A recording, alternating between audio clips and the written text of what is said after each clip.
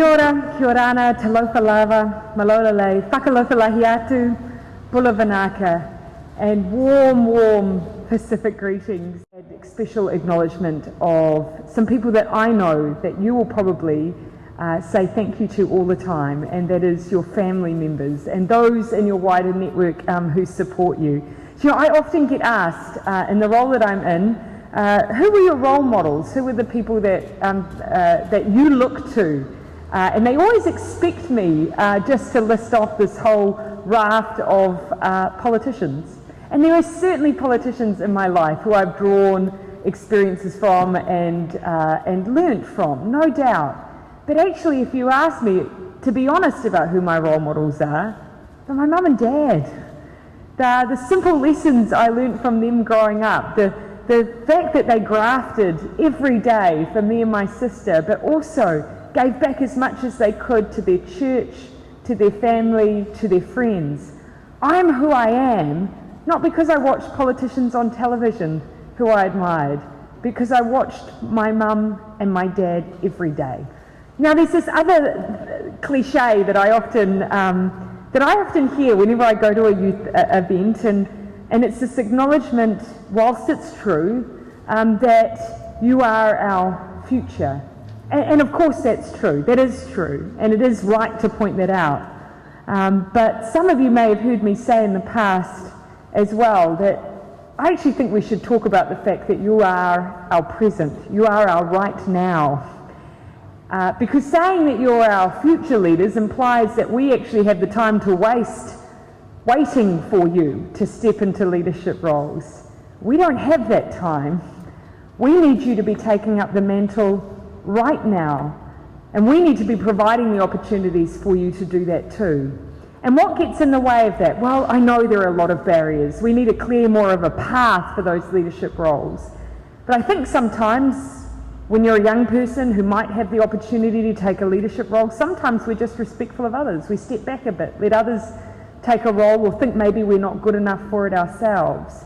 Or maybe we think we haven't got the experience that's required.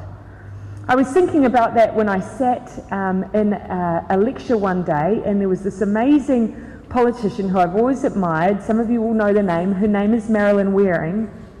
She was a 24-year-old woman from Ngaruawahia when she came to Parliament and served under Robert Muldoon, who was her party's leader, and he would have been a pretty tough person to work for.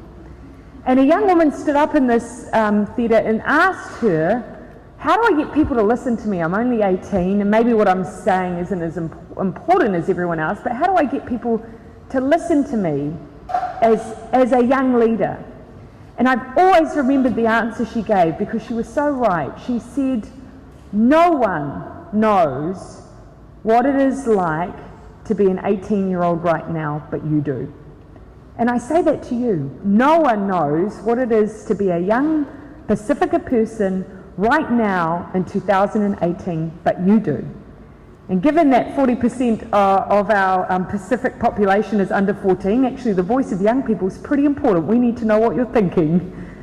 But that's an experience unique to you. And so never diminish the importance of your voice and your ideas and your viewpoint, because not many other people have it. I don't have it. And they've let me be Prime Minister. So if I could implore you to do one thing, it would be that. And the other reason I want you to use that voice is because we also need your values. We need your ideas, but we also need your values. And I say that because I see Pacific values and Pacific culture as an integral part of our way of life, not just this city, but this country.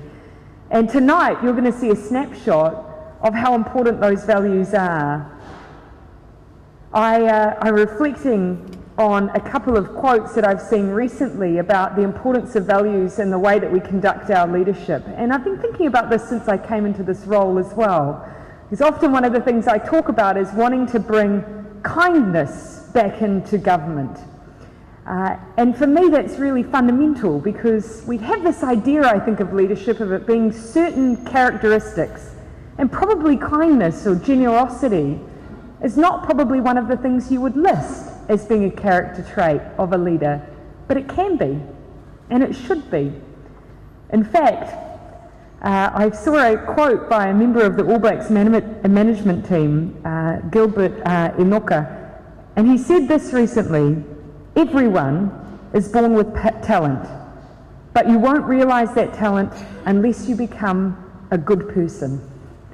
We need more good people in leadership.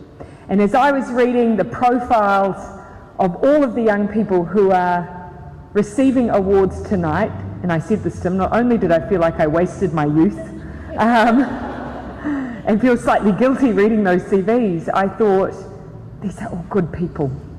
They are good people who we would be very lucky to have in leadership positions.